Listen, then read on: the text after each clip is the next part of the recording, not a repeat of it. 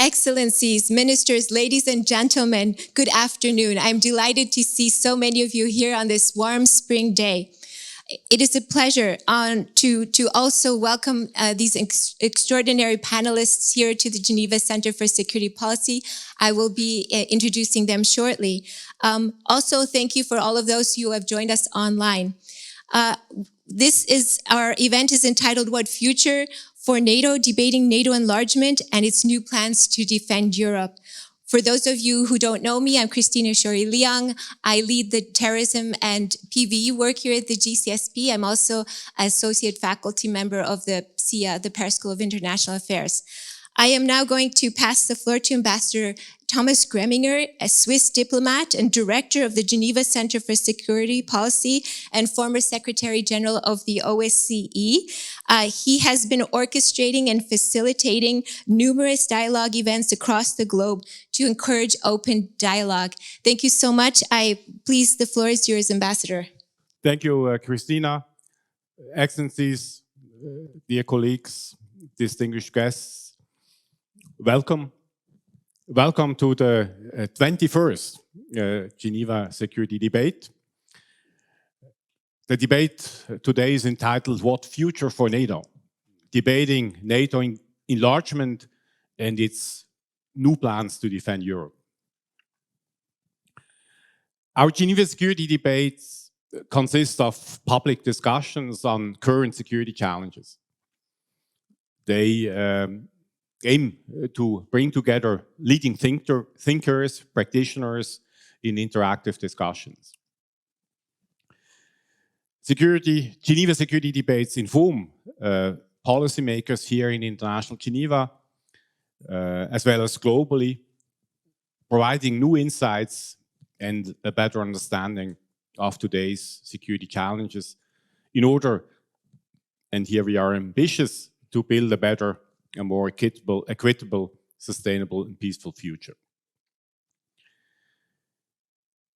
Ladies and gentlemen, since its inception, NATO has played a pivotal role in safeguarding the transatlantic community and promoting stability across the globe. In a world marked by shifting alliances and evolving threats, NATO has stood the test of time. What sets NATO apart from other international organizations is its unique blend of political solidarity, shared values, and military strength. It was established in 1949, born out of the imperative to safeguard peace and stability in the aftermath of the Second World War.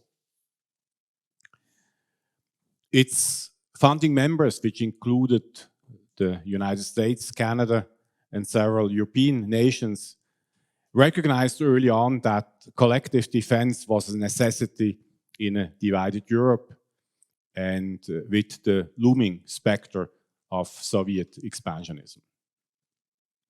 Today, NATO faces its biggest challenge since World War II. The full-scale war in Ukraine enters its third year. And Russia has doubled down its efforts to undermine Kiev's international standing in an attempt to erode Western support. So I think it's fairly clear that the foreseeable future European security order will be determined by confrontation. And as a response, we need a strong deterrent, NATO. This illustrious panel will discuss in a moment what it takes for this to happen. Let me, at this point, express my gratitude to all of our distinguished panelists for having joined us today for this important conversation. I think it's absolutely impressive to see such a lineup here at the GCSP. So thank you so much. So, confrontation and deterrence will quite likely dominate European security for years to come.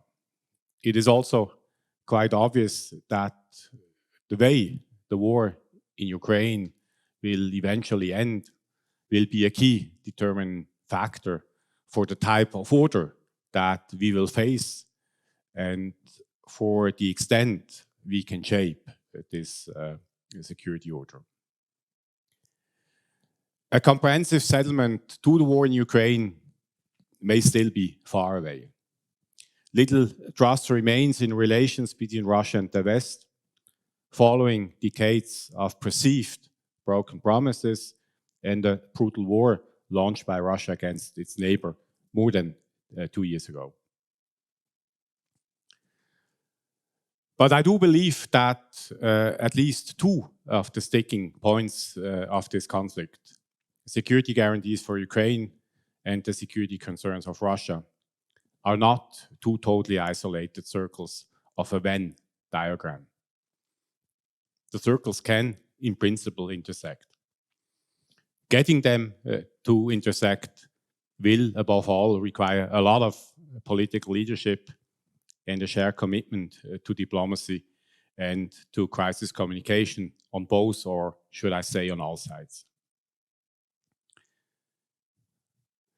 This is why I do hope that while we focus understandably and necessarily on deterring the Russian threat as long as it takes, that we always keep a door open to dialogue. Just to make sure that we don't miss an opportunity to bring back at least some elements of cooperative security to the European security order. And in the short term, I would argue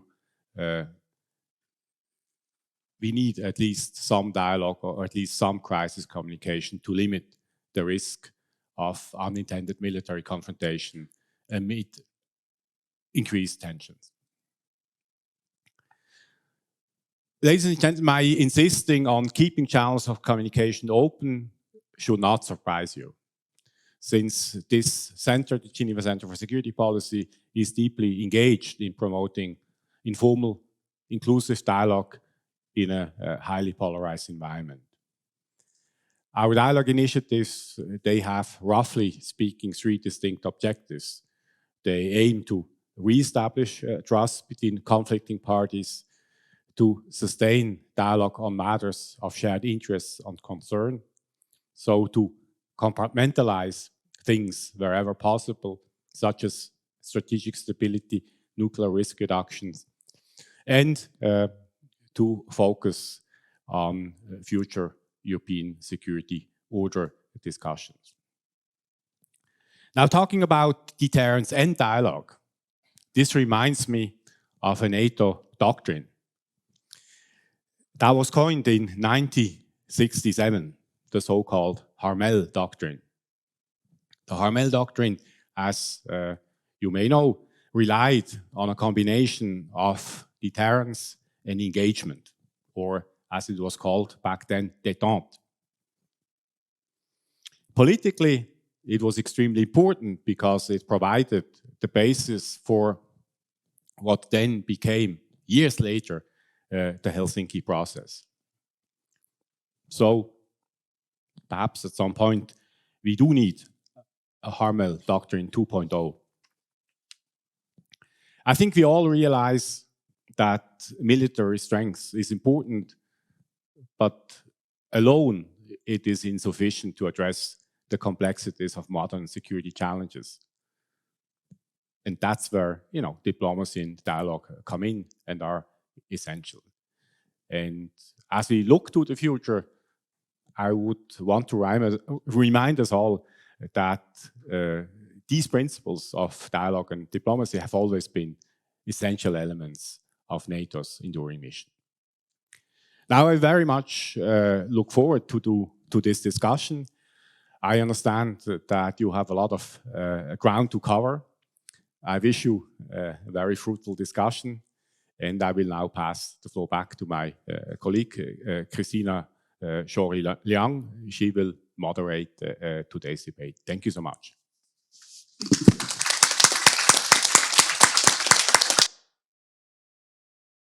Thank you so much, Ambassador Thomas Greminger, for kicking off our event, our 21st Geneva Security Debate. 2024 will be a crucial year for Ukraine and for European security and global security overall. 2 years after the large-scale invasion and 10 years after the annexation of Crimea, the ending of hostilities in Ukraine is not in sight. So today we will tackle the following big and very broad questions. How can the US and its allies best ensure security and stability in Ukraine and Europe? Why has NATO welcomed its new members? What should NATO's goals be at its 75th anniversary summit in Washington that will take place in July? And what will truly determine NATO's success or failure in the years ahead? So here I have an incredibly a wonderful panel. They've all flown in to be here, except for one exception. So thank you so much for being here. I'm going to now introduce them. Dr. Gillen Spoor is the Associate Professor in Security Policy and Strategy at the Swedish Defense University. He has multifaceted credentials in international cooperation, as well as extensive track record in interaction with political entities. In 2009, he was deployed in Afghanistan as Chief of Staff in the Regional Command North of the NATO-led Operation ISAF. He was also Head of Doctrine and Concepts Branch at the EU Military Staff. He was promoted to Lieutenant General in 2014. He was the former Head of Special Forces of the Swedish Armed Forces. He is the former Force Commander of the United Nations Multidimensional Integrated Stabilization Mission in Mali, MINUSMA, and he has 3 masters and a PhD. He is also the author of several books and academic articles, and most importantly, he has 3 children with a master's titles. So I thought that was well done, Dad and Mom. So Ms. Oana Lungescu is currently a distinguished fellow at the Royal United Services Institute in London and a senior advisor at the European Policy Center in Brussels. Ms. Lungescu is the longest-serving NATO spokesperson in history. For 13 years, she has taken on this incredibly important role, the first woman and first journalist to hold this post. She also directed alliance communications during the most turbulent times in a generation. She has expertly advised 2 Secretary Generals, Jens Stoltenberg and Anders Fogh Rasmussen. She was responsible for NATO's public messaging and was also chief speechwriter, which is not an easy job. And she has played a critical role in NATO's approach to Russia and China and to the ascension of Finland and Sweden. She has also been working on operations from the Western Balkans all the way to Afghanistan and Libya. Prior to NATO, she was working for 25 years for the BBC World Services, also focusing on EU and NATO. She was awarded the most influential woman in Brussels award, and she has a NATO Meritorious Service Medal award, which she got in 2023. So I have now to my right, Dr. Jussi Hanhimäki, who is a professor of international history and politics and chair of the Department of International History and Politics at the Geneva Graduate Institute. He is the author among many books, but one I think that has the most attraction is The Flawed Architect, Henry Kissinger and American Foreign Policy. He also wrote a short introduction to the Cold War, and his latest book is Pax Transatlantica, America and Europe in the Post-Cold War Era. He's also working on a new book titled Afterlife, The Cold War's Long Shadow. So I'm looking forward to reading that book. Thank you so much for being here. Dr. Jamie Shea, Professor of Strategy and Security of Professor of Strategy and Security within the Strategy and Security Institute of the University of Exeter at the United Kingdom. He's also a member of the group of strategic advisors of the NATO Special Operations Forces Command at SHAPE in Belgium.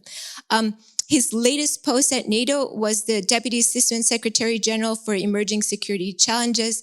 And prior to joining the university, Jamie was an international public servant, member of the international staff of NATO for 38 years. He received worldwide recognition during the 1999 Kosovo War when he served as the spokesperson for NATO. He was internationally famous, so famous, in fact, that Elle magazine named him the sexiest man alive in the world. I just had to add that. To be honest, it was only number 6. Number 6. A real humiliation. Still, Jamie Shea has been involved with several prominent academic institutions, and he's currently a senior advisor to the European Policy Center, senior fellow at the Friends of Europe, which is a fabulous think tank, by the way, and is also awarded 2 honorary doctorates from the University of Surrey and the National School of Public Administration in Bucharest, Romania. So thank you so much. We are really have an incredible panel here. So let me dive right in. First of all, we're going to look at why NATO has welcomed its new members. And I'm going to first pass the floor to Oana Lungescu. The media, you have been the key driver in NATO's messages to the world for the last 13 years. What are some of the characteristics that you believe makes NATO unique? And why does NATO welcome new members? Is this not a provocation for Russia? Thank you very much, Christina, and thank you, Ambassador Greminger, for the invitation. Always fantastic to be back in Geneva, especially with the sun shining. Wow, better than Brussels. Anyway, yeah, NATO is a unique alliance. It's a political military alliance, not just a military alliance, and it's the only place where Europeans and North Americans come together every day, sometimes every night as well, to discuss, to decide, and to act on issues that concern their collective security. And that's for diplomats and also for military people. So it really is a very special alliance which has helped keep the peace in Europe for the last 75 years. As you probably know, this year is the 75th anniversary of NATO. And it's founded on a very solemn pledge, probably the most solemn pledge that any state, any country can make to another, which is that an attack on a military attack on one country will be considered an attack on them all. So, if you will, the sort of the musketeer principle of one for all and all for one. NATO started, as Ambassador Greminger said, in 1949 on the ruins of World War II with 12 members. Today, there are 32 members, and it's really very exciting to have 2 colleagues on the panel, one from Finland and the other one from Sweden, our 2 newest members, because that is a massive geopolitical shift. It's really a game changer. It's something that, frankly, I think very few of us, if any, could have imagined before Russia's full-fledged invasion of Ukraine in 2022. And it was directly triggered by this aggressive neighbor. Is it a provocation to Russia? Look, one of the key principles inscribed in all European security treaties, starting with the Helsinki Final Act, the Charter of Paris, is that each country has the right to choose its own path, including its own military alliances, should it wish so. So it's up to each country to decide which way they want to go. Do they want to be part of an alliance or not? Do they want to stay neutral? Do they want to have other security arrangements? That is their sovereign choice. Russia has actually signed up to all these treaties and arrangements, also the NATO-Russia Founding Act, which also includes that, I think, very basic principle of every country choosing their own path. And NATO respects every country's choice, whether it is to stay neutral, to have a partnership with NATO perhaps, not to have a partnership with NATO, or to become an ally. That is their own choice. And I am indeed the first woman to be spokesperson, to have been spokesperson of NATO. I'm also the first spokesperson of NATO to have been born behind the Iron Curtain, on the wrong side of the Berlin Wall, if you wish. Actually, 1958, which is the year when the Red Army left the country where I was born, Romania. But of course, Central and Eastern Europe was basically occupied by the Soviet Union and drawn into its sphere of influence. And once the Berlin Wall fell, it was like a homecoming. NATO did not drag any of these countries into the alliance. It was the democratic will of all the countries of Central and Eastern Europe to come back to the transatlantic family that they always felt they belonged to. So Russia has no right to stop countries choosing their own path, and that's what NATO did. Thank you so much. Professor Hanemaki, you see, Finland has historically had a very complicated relationship with Russia. It played an important role in staking a middle ground between the Western and the Eastern blocs during the Cold War in order to prevent another war. What does it mean to Finlandization? Finally, how do you see Finland's former succession to NATO on April 4th, 2023? Was it a necessity or a provocation? Okay, thank you, Chris. Thank you, Ambassador Groen. Thank you for the invitation, Christina, to this. I listened to all the introductions in the beginning. I'm very humbled. I feel I haven't done anything with my life, and so compared to the other panelists, so I mean just sitting in my office and writing some stuff. So I'm very a little bit embarrassed about all that. But in terms of Finland, I think what we have to start, I mean, is geography. It's very simple. You can't, as a former president of Finland after World War II, President Paasikivi said, well, we can't change geography. We can't move Finland anywhere else. It's impossible. So we have to deal with the facts. And the facts are we are geopolitically where we are, and our history with our neighbors, both neighbors, is complicated. But more recently, in the aftermath of World War II, of course, it was very complicated with the Soviet Union. And World War II had created this sort of very difficult situation for Finland going forward, trying to safeguard its security and trying to safeguard the sort of internal sovereignty and democracy, basically. How do you do that next to the bear was the big question. For Finland, the answer was basically, well, it's summed up later on with the term Finlandization, which Finns tended to object to as a sort of derogatory remark on their status. But basically what it meant was that, yes, Finland claims neutrality in all things. However, there was a security pact with the Soviet Union signed in 1948 that basically stated that Finland was not to be used as a base of an attack against the Soviet Union in the future. If any such inclination, anybody suspected this, then negotiations between Moscow and Helsinki would have to take place. So that's the last thing the Finnish policymakers wanted to enter those kinds of negotiations with the Soviet Union. And that's where, therefore, a big part of Finnish domestic and foreign policy for 40 years during the Cold War was to try to somehow appease the USSR, to remove any suspicion, any reasonable suspicion that indeed Finland was somehow colluding with the West against the Soviet Union.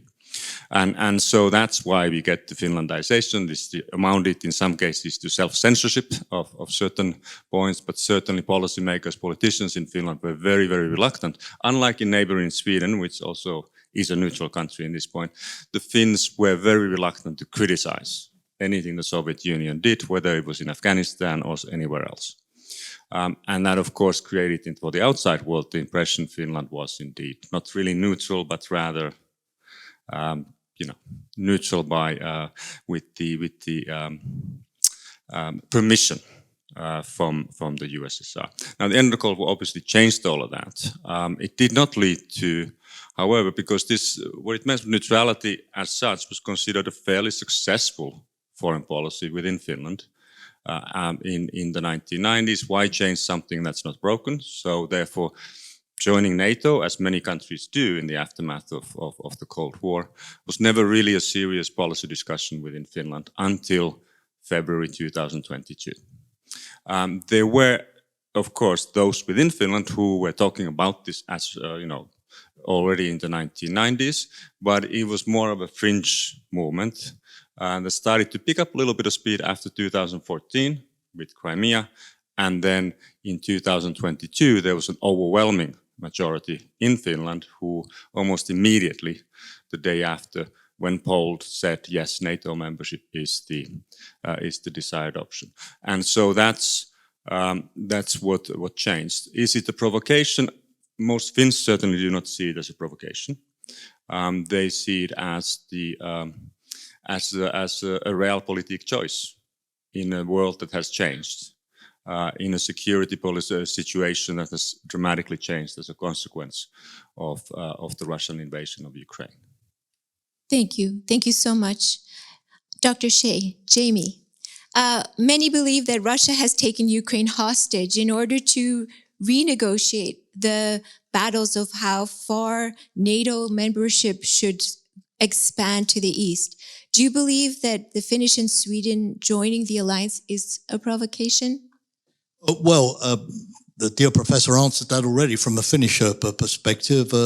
Certainly not, because Russia is its own worst enemy in terms of provoking the very enlargement that it claims to fear so much, and which it's falsely used as a pretext for its invasion of Ukraine. As the professor pointed out, it wasn't until Russia invaded Ukraine for the second time, by the way, because the first invasion was already with the annexation of Crimea and the entry into the Donbass in 2014. It was only at that stage that the great shock in geopolitical terms happened, which then persuaded public opinion, political parties, as well as the government in Finland and Sweden to apply for NATO membership. Many years ago, we had to sort of point out to the Russians, even in the days of Boris Yeltsin, when I first was sort of on the scene as a NATO official, at least as the spokesman and sort of politically sort of participating like Awana later on in some of the discussions, we had to point out to Boris Yeltsin that it was this sort of constant harping on about the threat from NATO and NATO enlargement that frightened Central and Eastern European countries who otherwise, in many cases, would have been seeking, like Serbia today, maybe an EU track. Slovenia certainly I would put in that category, and not a NATO track, but they became sufficiently alarmed to change their policies, change their constitutions, which is also what, of course, happened to Ukraine after 2014, and apply for NATO membership. It's always the case that if sort of great powers sort of treat their neighbours benignly and nicely, in the way that one can argue the United States, by and large, despite obviously our bilateral issues from time to time, has treated the Europeans. If it's what Geir Lundestad, a Norwegian academic, once called an empire by invitation, then those countries, of course, are quite happy to live with existing arrangements. But I think the issue has been that Russia has not been prepared historically to allow the countries of Central and Eastern Europe to exist in a benign partnership relationship with Moscow. The historical experience, think of the Baltic states, think of Poland, and this goes back well beyond the communist period to the Second World War, to the 19th century. The relationship has often been perceived in Central and Eastern Europe by one of exploitation and one of domination. Hence the need to sort of return to the West, that powerful feeling which Awana described after the fall of communism in 1945. Also, what you've got to remember is that for many, many, many years, NATO reached out to Russia. I was lucky to be around in the time when we still had a good relationship with Russia. And I remember lots of trips to Moscow talking to Russian officials about European security. You may not believe this, but I can tell you this is absolutely true. I spent hours with Secretary General George Robertson in the Kremlin back around the turn of the century when Putin was president for the first time, where Putin says, what about Russia joining NATO? And we had a 2-hour discussion, a very serious discussion with him about what this would mean for Russia and so on.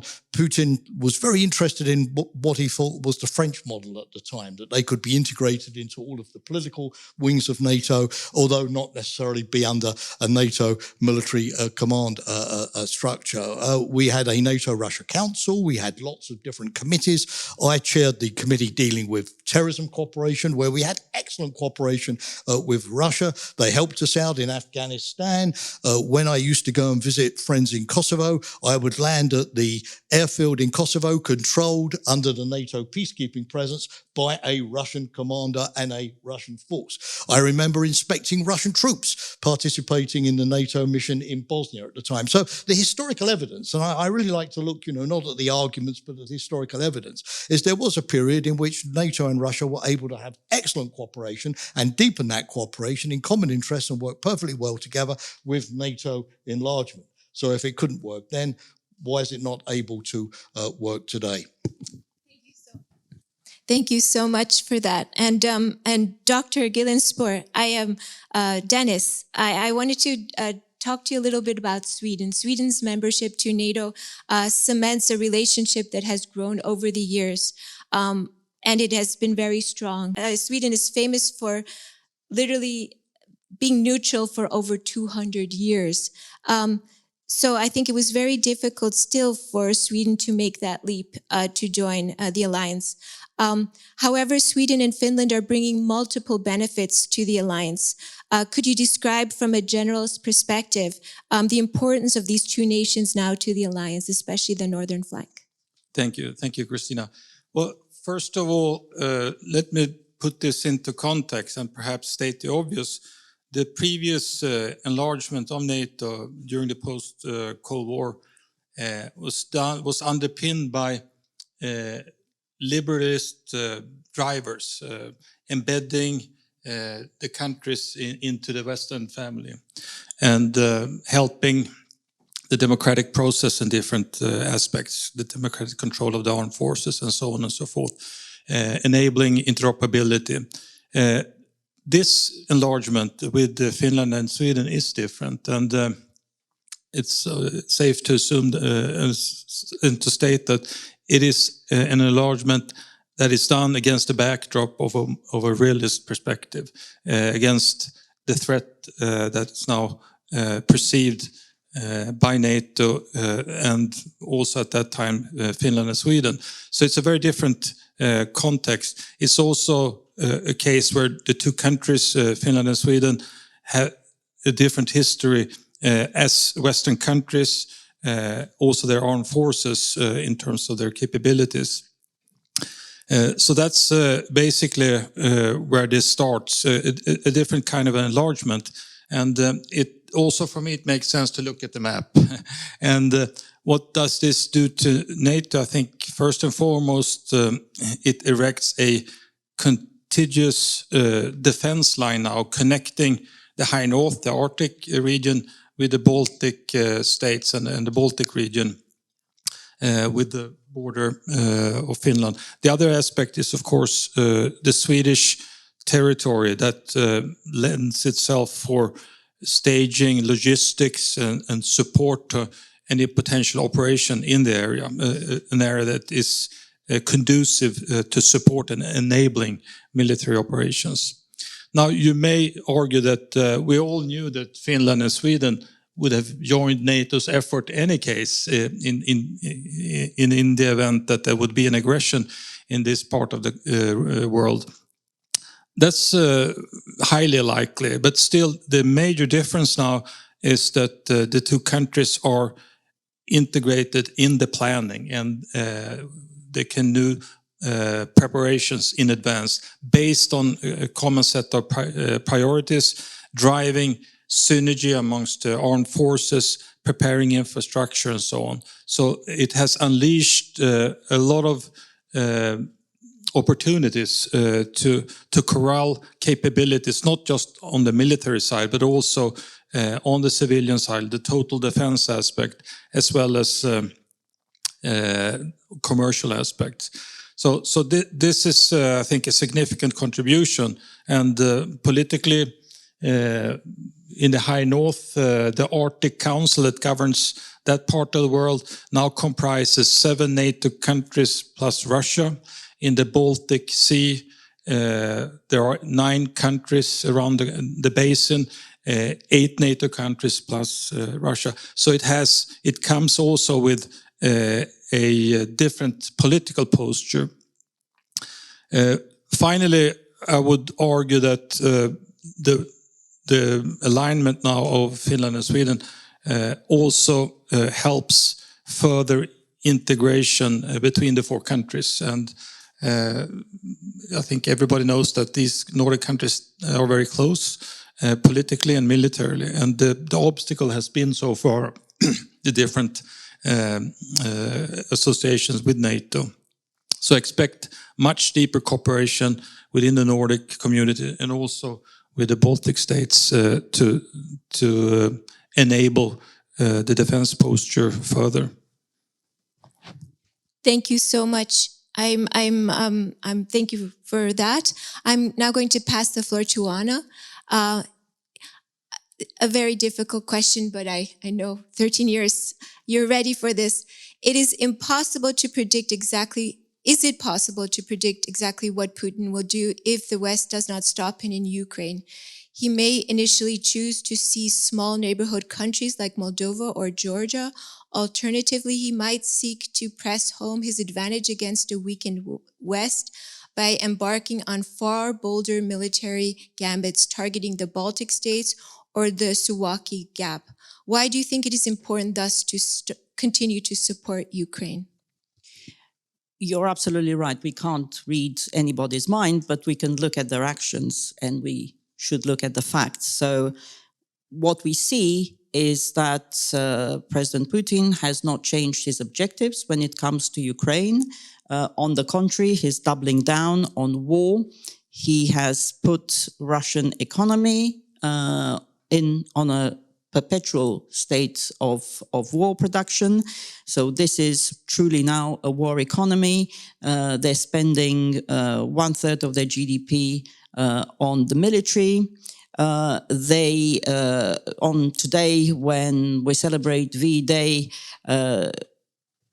the Russians have launched yet another massive missile attack on Ukraine, including on many cities and towns. So truly, it's a war on civilians and on civilian infrastructure. We also see the sort of regular threats, sometimes, extraordinary threats, grotesque threats made by people such as the former President Medvedev and many others in Russia, including nuclear threats, nuclear saber rattling, threats against all the neighboring countries. We see a hybrid campaign, which has been also denounced by NATO, including sabotage attempts, cyber attacks, espionage, obviously, hacking. So what started for Putin as what he calls a special military operation against Ukraine, which they thought would be over in a couple of weeks, is now being described increasingly as a war in Russia. Not just a war against Ukraine, but basically a war against NATO, even though, of course, NATO is a defensive alliance and does not seek confrontation with Russia. So what would happen if Russia wins in Ukraine is very clear what would happen for Ukraine, because we know, and President Putin has made it very clear, including in his so-called historical essay in the summer of 2021, that he does not think that Ukraine is a legitimate state, or indeed a legitimate nation, a people with their own culture, their own language. What they seek is the total annihilation of Ukraine as a state and as a nation. Should he be allowed to win in Ukraine, that will clearly embolden Putin to seek further reckless adventures elsewhere in Europe. We've seen Russia does not like a void, so where it can push forward, it will. Also, it would send a very dangerous message to other authoritarian leaders. And we've seen Russia forging a sort of network, an alliance of autocracies with China, with Iran, with North Korea, which are all helping in different ways the Russian war effort. So if Russia gets away with aggression in Ukraine, other authoritarian leaders will feel emboldened to use force to achieve their political means. And that will not be the sort of international rules-based order that has been so successful and peaceful and stable for all of us and is the basis of our way of life and our prosperity and stability and peace. Thank you so much. JB, during the Balkan War, you were the spokesperson for NATO headquarters, and you came to personify the alliance and its campaign against Slobodan Milosevic. We see that President Putin has become an incredible expert at cognitive dominance. It's now referred to as the sixth military domain.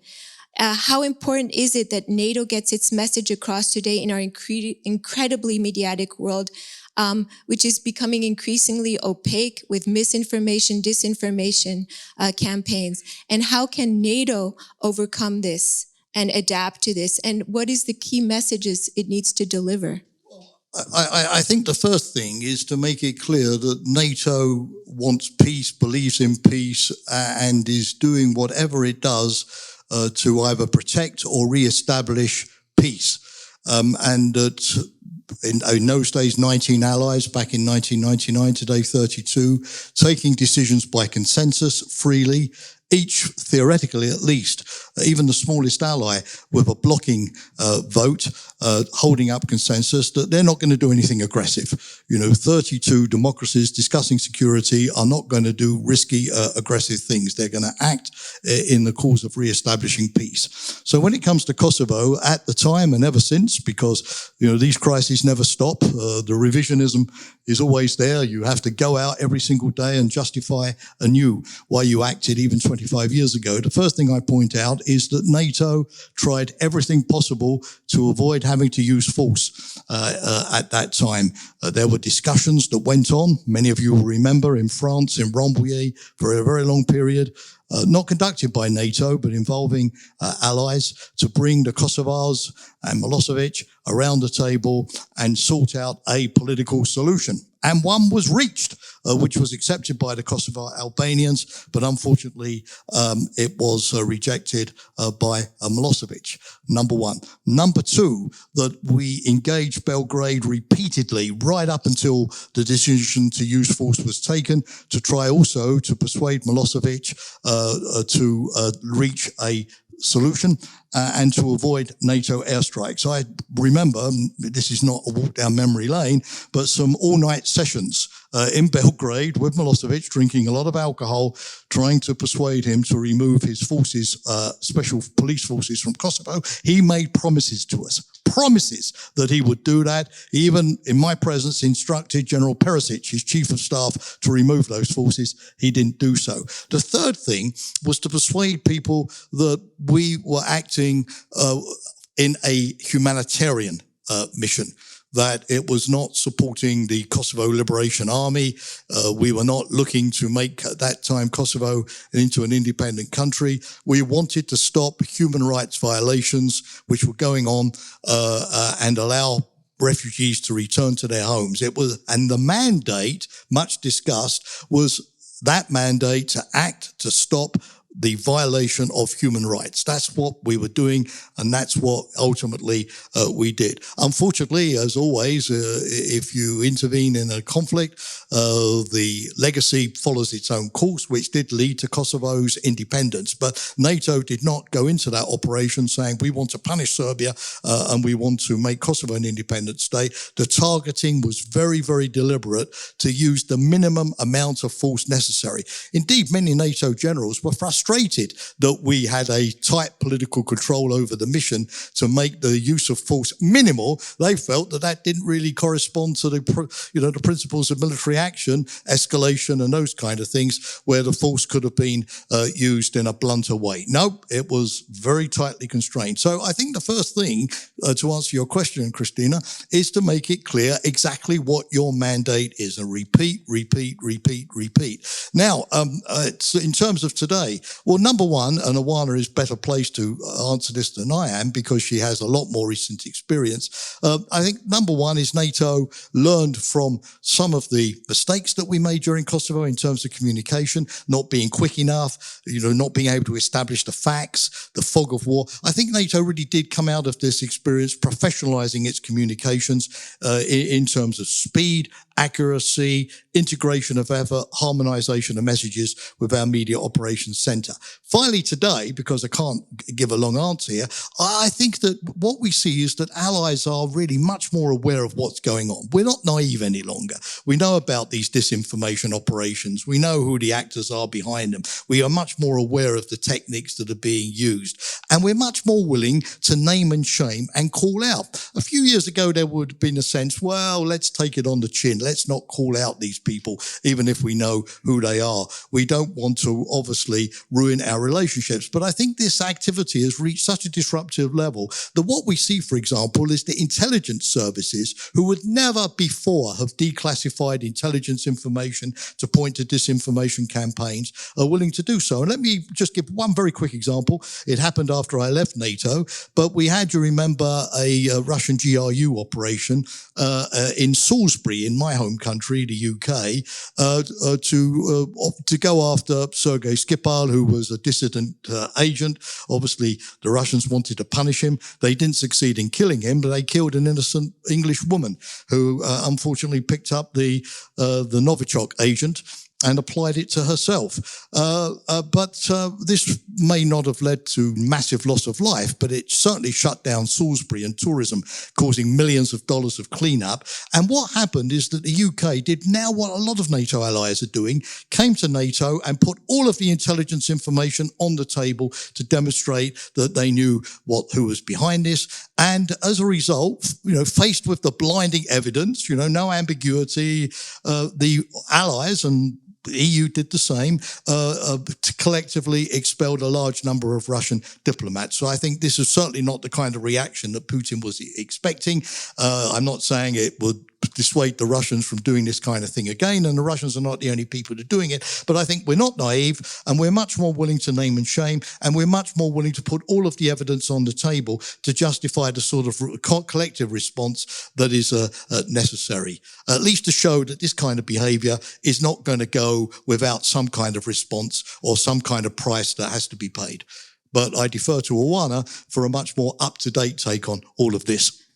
And I'm going to ask her specifically then, what did NATO do after Russia took over Crimea? What was the messaging in 2014? If I may just add one word about the Balkans, because what is happening today, Serbia is a partner of NATO. So we have a partnership with Serbia, and even the Serb leadership, including President Vučić, recognized and welcomed the NATO presence in Kosovo as a stabilizing presence that makes sure that we ensure a safe and secure environment for all the communities in Serbia, including in Kosovo, including the ethnic Serbs. Serbia, of course, is a neutral country, and that's something that NATO fully respects.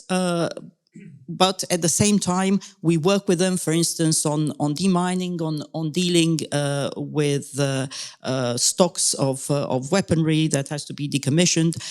And of course, NATO countries are the biggest foreign investors in Serbia today.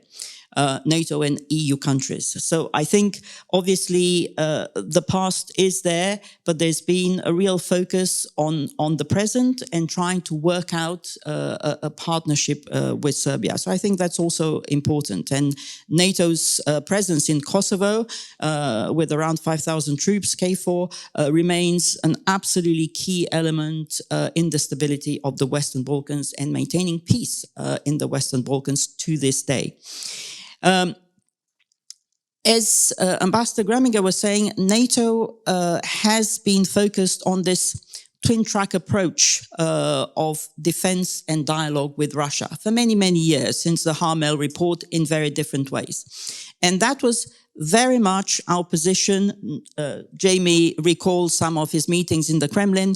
When I took over as spokesperson in 2010, that was the Lisbon summit in November 2010. And I remember that one of my main tasks was to negotiate with then President Medvedev's team when they were going to be able to brief the media, in which rooms, at what time. And I had to convince President Medvedev's team that no, President Medvedev, Russia will not be able to brief the media before the Secretary General of NATO or President Obama, because that's how Russia saw this meeting of the NATO-Russia Council. The NATO-Russia Council, by the way, was created before NATO enlarged to Central and Eastern Europe. So it was a clear message of inclusion and of wanting to work constructively with Russia.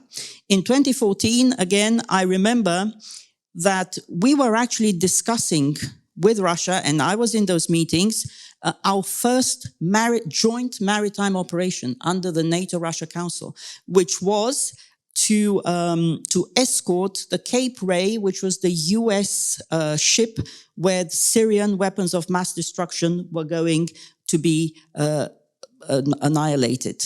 Of course, a few days later, Russia went in and annexed Crimea, which was a shock to everybody, but it shows that until the very last moment, NATO was actually building a constructive partnership with Russia. And in 2014, we were probably at NATO the first international organization to set up a portal, which was called and is still called Setting the Record Straight, debunking the main Russian myths, lies, disinformation narratives about NATO. What happened in 2021 was that, of course, in the autumn of 21, we started getting the intelligence briefings about Russians' plans in Ukraine for the full-fledged invasion of Ukraine. And we deliberately took a decision to declassify an unprecedented amount of intelligence about Russia's plans, Russia's intentions, Russia's military presence and capabilities on the border with Ukraine. And that was done to call out what Russia intended to do, but also to try to tell them, we know what you're doing, don't do it. Also to try to create unity, a sense of unity and common understanding among our allies and also public opinions in NATO and around the world about Russia's intentions. And so if you look back at everything that Secretary General Stoltenberg said around that time, every speech, every press conference, every interview, he was detailing what we saw on the ground. And so we went from debunking disinformation to pre-bunking, sort of saying in advance what we saw was going to happen, which was a new approach. But until the very last minute, we maintained this effort of engaging with Russia. We had a NATO-Russia Council in January of 22 to try to convince Russia not to choose war. But they chose war. And NATO's message was, again, NATO is a defensive alliance, but we will continue to support Ukraine's right of self-defense, which is enshrined in the UN Charter. Thank you so much for that very valuable response. I'm now going to jump over to the other side here and speak to Dennis, who has been the former force commander of UNISMA. Given your many tours abroad, spanning from Afghanistan to Sudan to Mali, experiences that have given you really a global perspective on how the rest of the world perceives Europe and the West, how then would you assess the comments that was presented by Indian Minister of External Affairs, Yashankar, who said, he stated, Europe has to grow out of the mindset that Europe's problems are the world's problems, but the world's problems are not Europe's problems. Do you believe the same, or is it still possible to convince non-NATO members and that the security in Europe is as important to the world as it is to Europe and the US and Canada? Thank you. Well, first of all, I think it's rational to look out for its any continent will look for its borders and its neighborhood to protect it.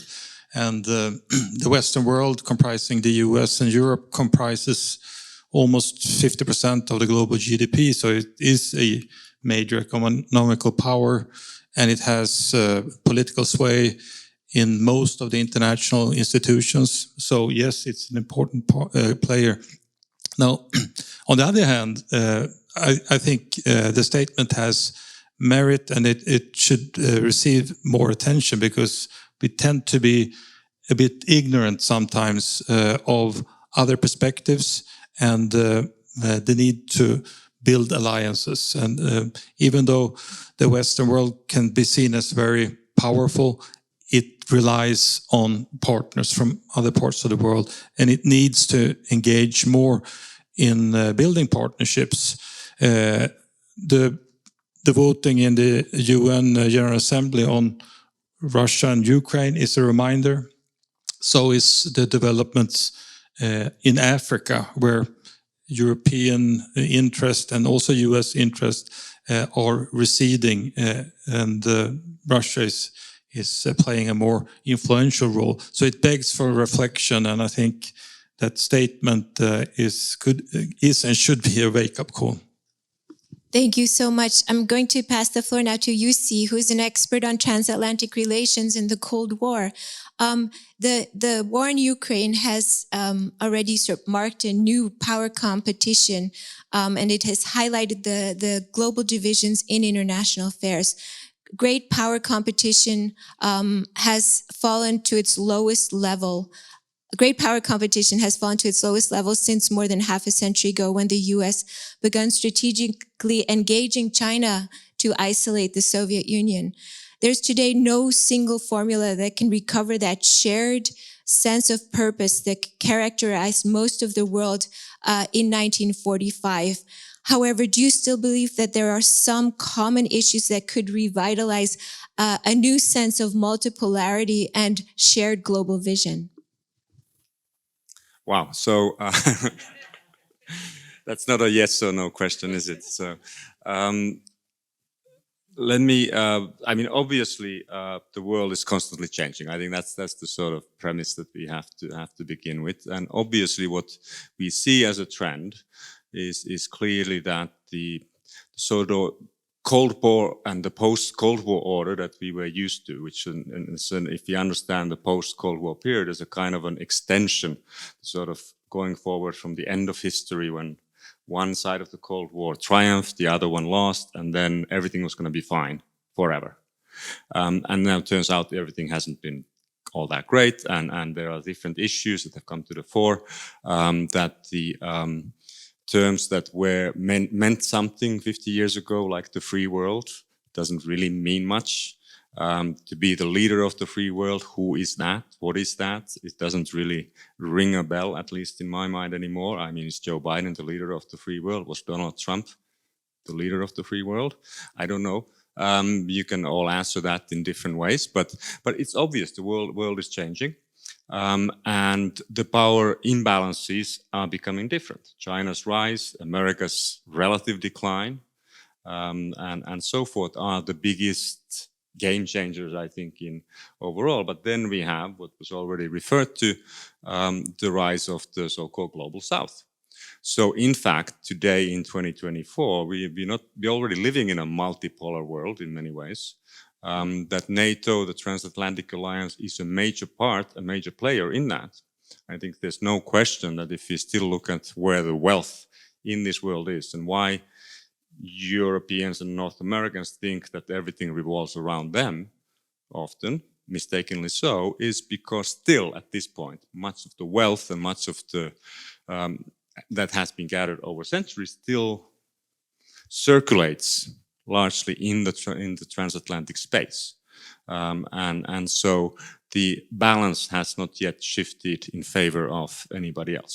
So that's clear. And of course, if we then calculate that as not just NATO, not just the transatlantic space, but all the so-called offshoots of that, from Japan to Australia and so forth, obviously that's a much larger constellation. So we do have that sort of legacy of the Cold War order that's still very much alive, but it's being increasingly challenged on the one hand by the sort of revisionism of the likes of Russia invading Ukraine and so forth, but on the other hand, the long-awaited rise of the global South, and that is sometimes captured in the simple term BRICS, but that doesn't really mean, to me, that's a very sort of too vague an observation. It doesn't really mean all that much.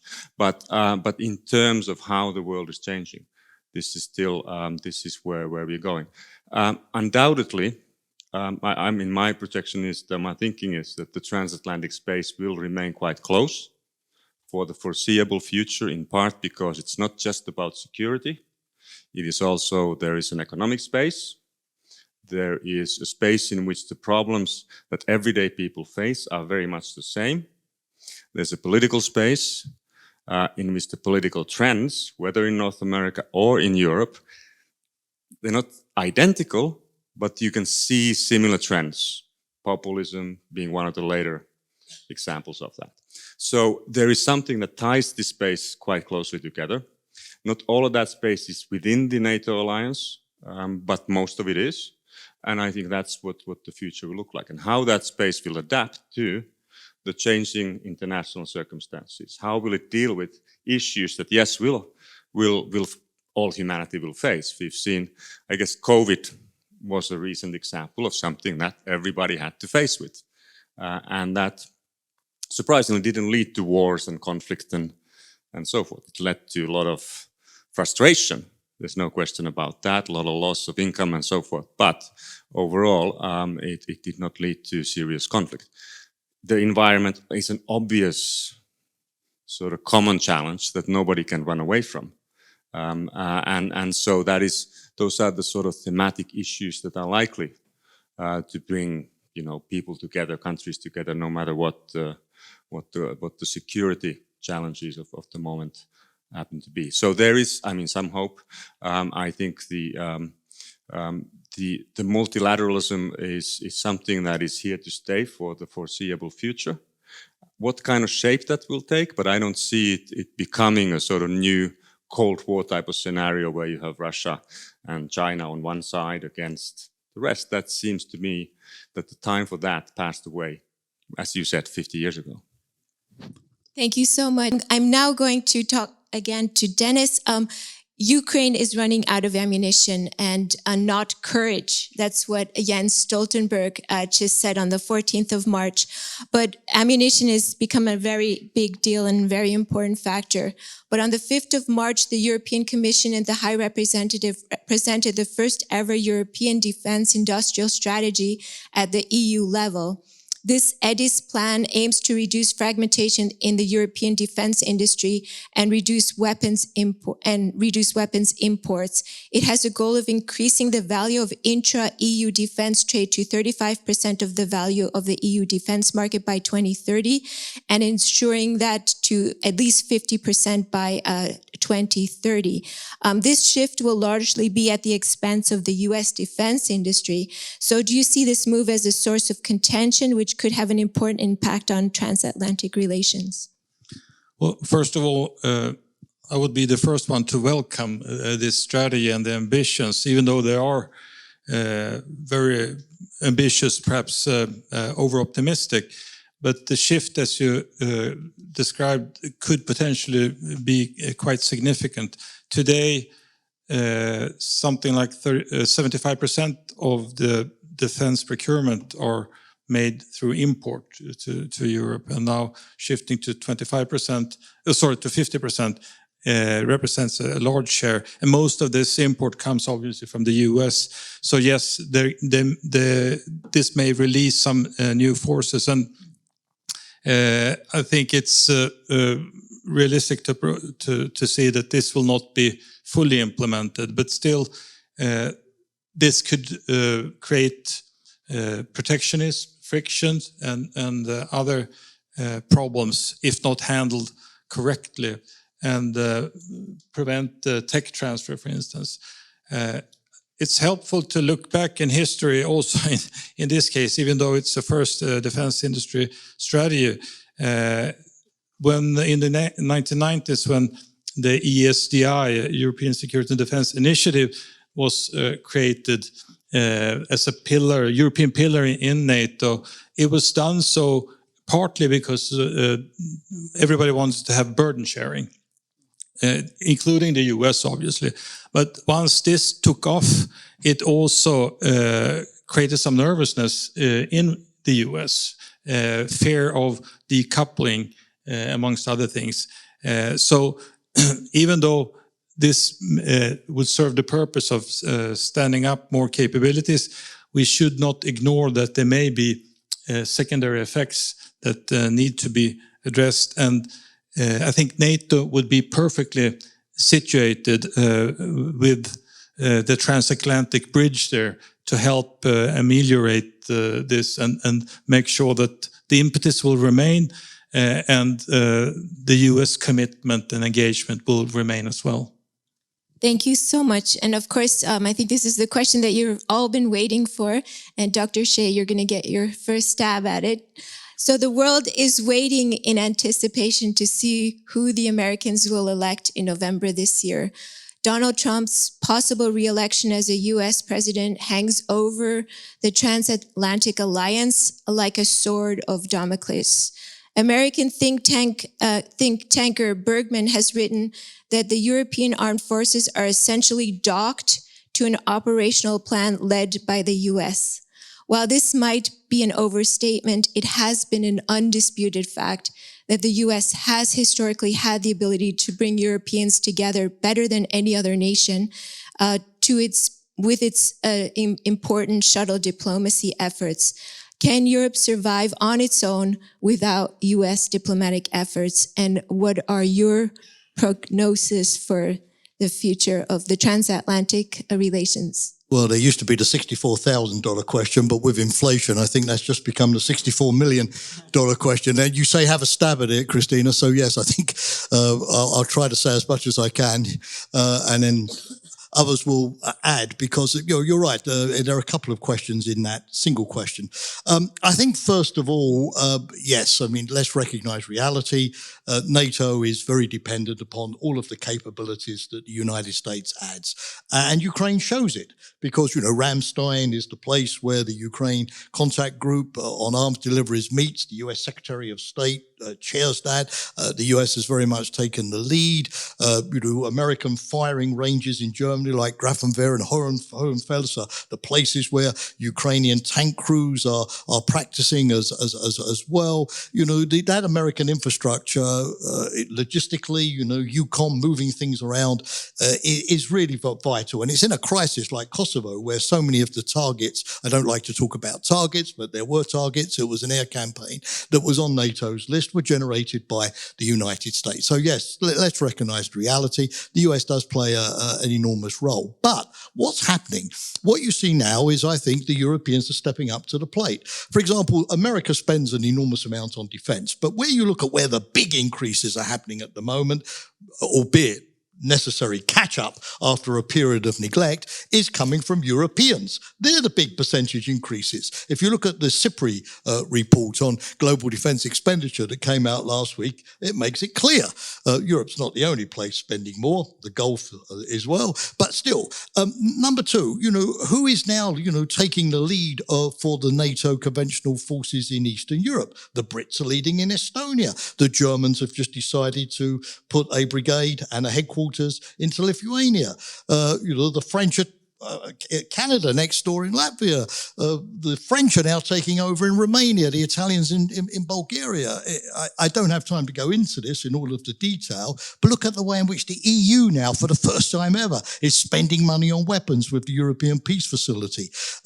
The US has done an enormous amount, and I really welcome this recent $61 billion package to help Ukraine. But if you look at who's been spending the most, if you factor in humanitarian aid, budgetary support for Ukraine, as well as weapons, looking after all of the refugees in Europe, it's the Europeans as well. Look at all of these European efforts on missile defense, the Brits working with the Norwegians on artillery, all going on. The Czechs, getting together with the Europeans to look at where ammunition could be sourced around the world. So we've certainly seen an upsurge of European spending.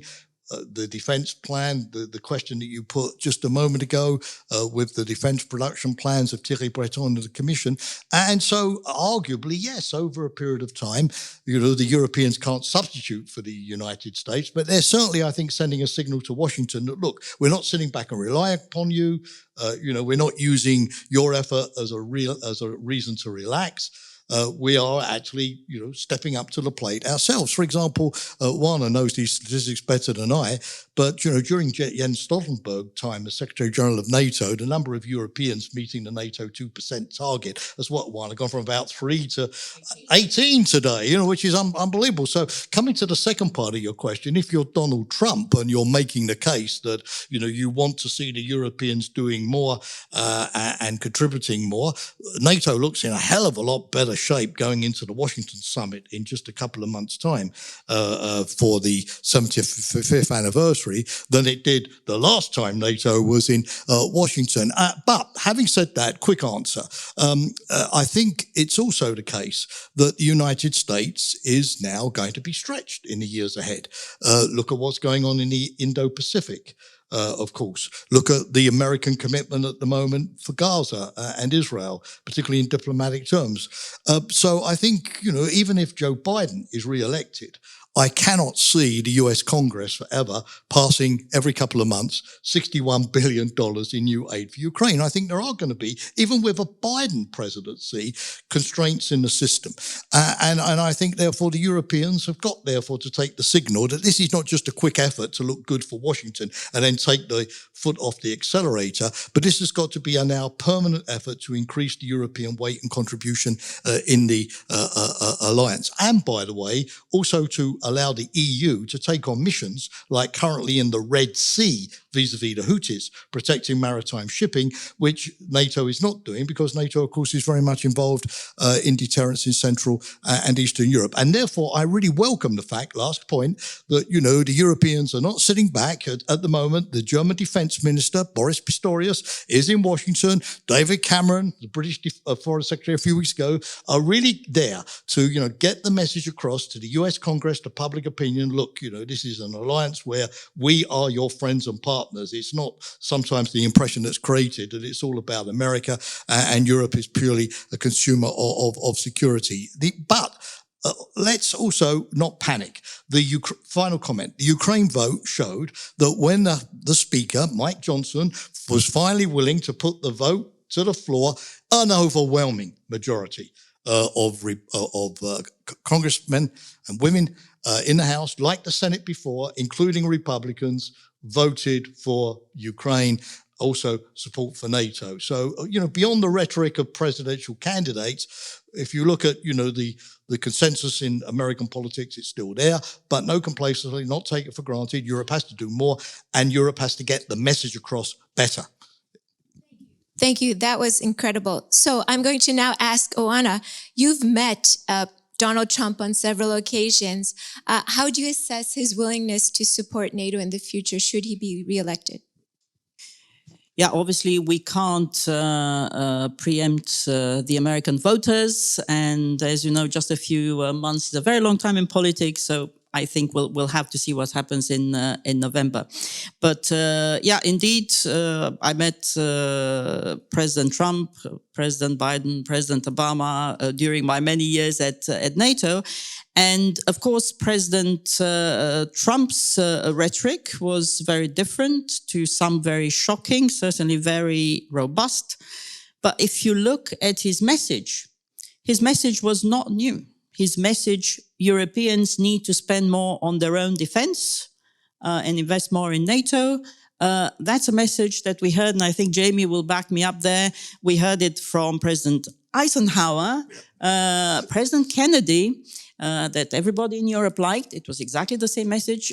President Obama actually was talking about freeloaders, Europeans as freeloaders. Again, Bob Gates, exactly. So I think this is a very old message that we heard, frankly, every time we went to Washington with the Secretary General, not just in the White House, but also in Congress, from US lawmakers. You know, why are the Europeans spending so little on their own defense? You know, how can you expect us to take your defense seriously if you're not?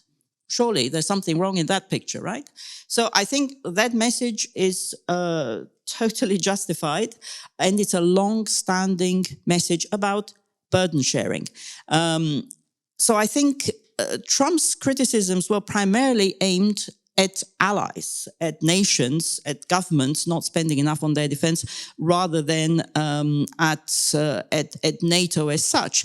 And funnily enough, you know, by 2019, I remember we were in London with the Secretary General, and he had just he had a meeting with Donald Trump, and the media asked Donald Trump, "How do you respond to President Macron's criticism that NATO is brain dead?" And Trump said, "That's very rude. NATO serves a great cause."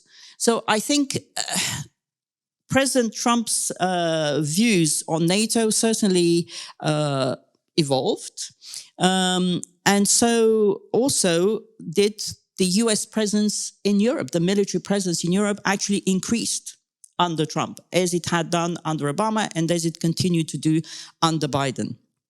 So there is a recognition that the security of Europe is important for the United States, just as there is a recognition in Europe that the presence of the United States and the engagement of Canada as well, North America, is important for the security of Europe.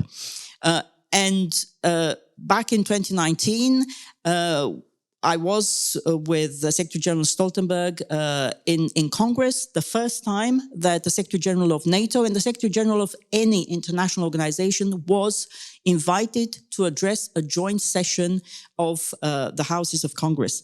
And I think there was something like, 34 standing ovations from across Congress, so both Republicans and Democrats.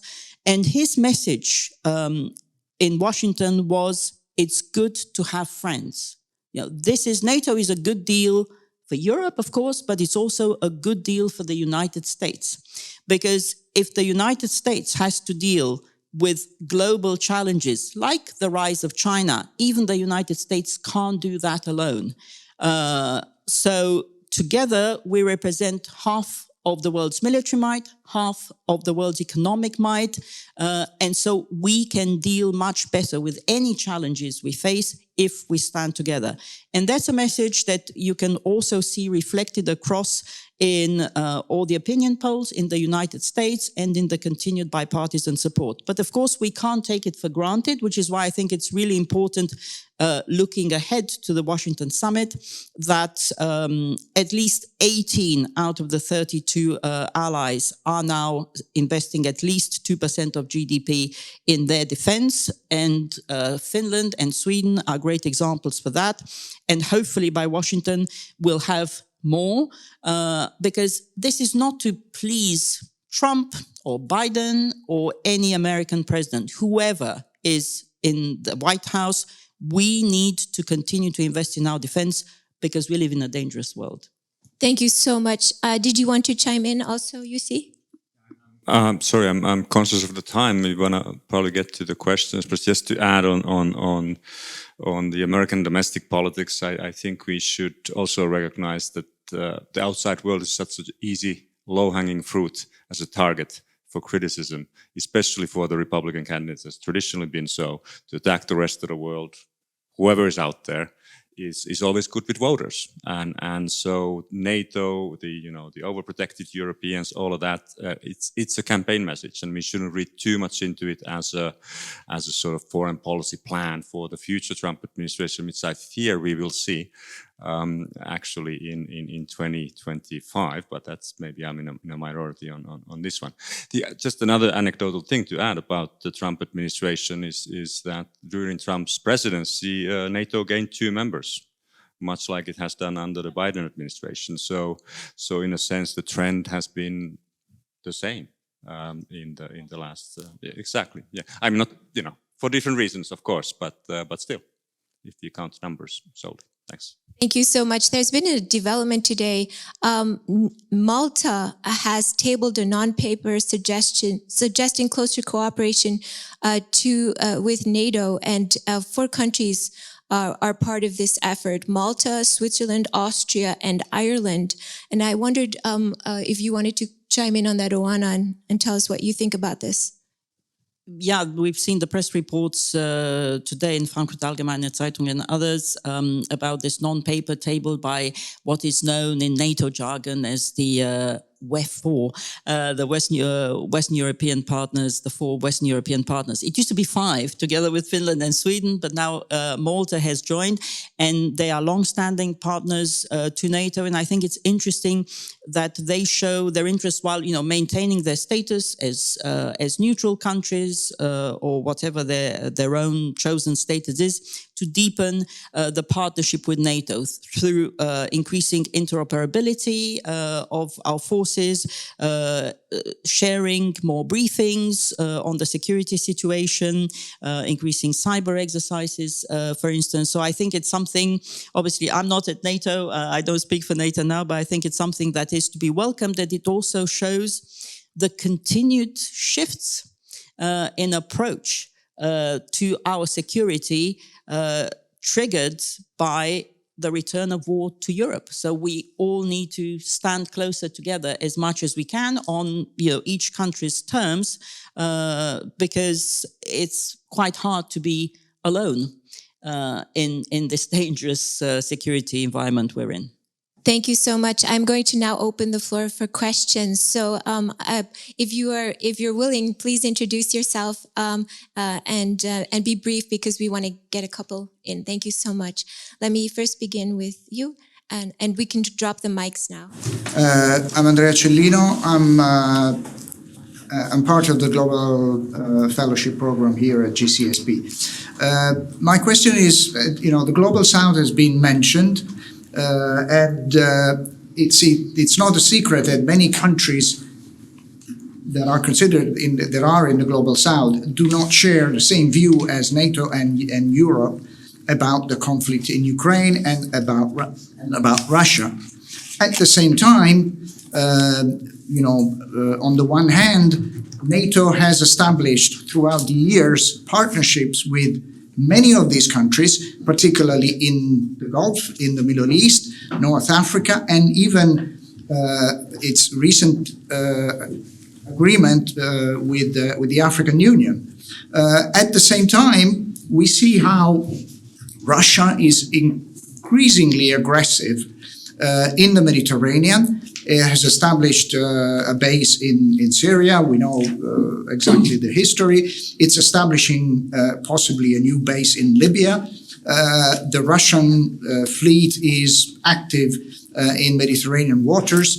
And we know what is happening in the Sahel, with increasing numbers of countries falling into the hands of military regimes that are very sympathetic to Russian and welcoming the Russian presence. So I think this is a serious challenge for NATO, not just for what was called back in the days the southern flank, but it's certainly a serious challenge in the context of the current security priorities in Europe. So I would like to hear what are the panelists' view about this, about what NATO can can do, strengthening the partnership or something else. Thank you. Thank you. Dennis, did you want to address that question? No. Well, thank you. What you mentioned now, I think, reflects some of the discussions that we had. And just to nuance this a bit, I agree with what you were saying, but if you look at the UN General Assembly vote, most of the countries abstains, or I think they are sitting on the fence. There are some that have clearly articulated their support to Russia, but most of those that don't actively support Ukraine is kind of hedging now because they don't know how this will play out.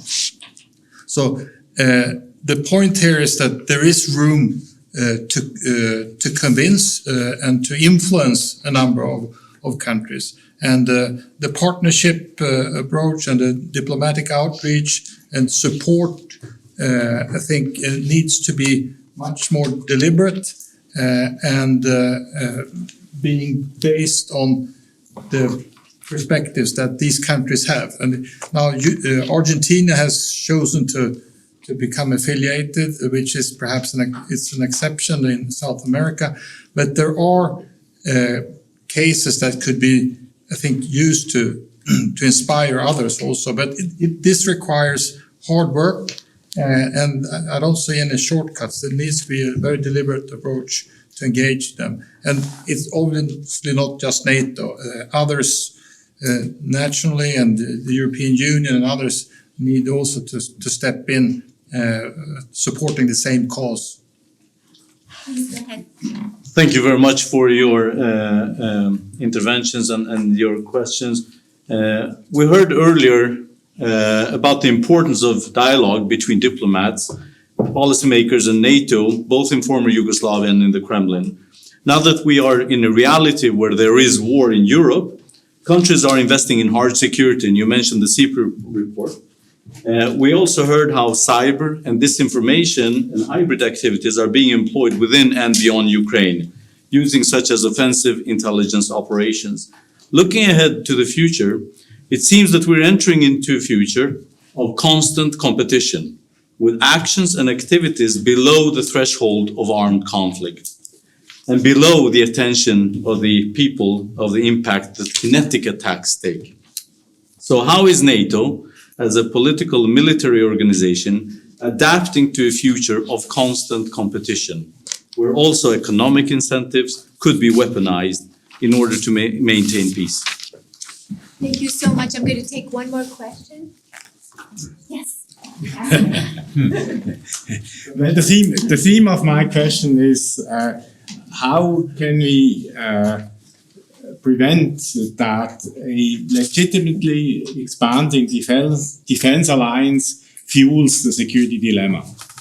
And I think it's a relevant question for the Euro-Atlantic, but also for the Indo-Pacific. Jana, you said that every country has a sovereign right to choose its security alliance, and everybody has subscribed to this principle. That's correct. And you also said that, these consecutive NATO enlargements, basically these countries, they were not dragged into NATO. They chose so freely, and most of them because they were afraid of the big bear. So, but on the other hand, we also know another principle that everybody has subscribed to, and that is the indivisibility of security, basically meaning you should not increase the security of your own country at the expense of another. So this creates a dilemma. And if you, now apply these principles to the Euro-Atlantic, to those states that happen to be between NATO and Russia, but you can also apply the principle to the Indo-Pacific, more so. So how do you deal with this dilemma? Thank you so much. And we're going to take one last question. Fleur Hayward. Thank you. I'm responsible for gender and inclusive security here, and I have a question actually building on this increasing spending on the military defence side of things, and noting that it's a political military alliance. And with these increased political alliances and resources, is this not an opportunity to call out abuse of power and actually work towards peace, which is what you said the real mission of NATO is about? And at the Washington summit, to reaffirm principles around human rights and international humanitarian law. And I also question, what role can the Women, Peace and Security agenda play in that? It's the only body which has a civil society advisory panel to NATO, which I'm a part of. And can we use more strategically in this cognitive warfare a bit more of the international rules and norms that most of the allies all the allies subscribe to counter abuses of power and patriarchal masculinist norms? Thank you. We're going to now address these questions. Who would like to begin? I have to leave in 10 minutes, Yes, Christina, yeah. unfortunately, so forgive me, but for purely train go ahead. timetable reasons, please allow me to begin. I mean, fantastic questions, obviously. First of all, on the hybrid warfare activities, clearly... Sorry. No mic needed.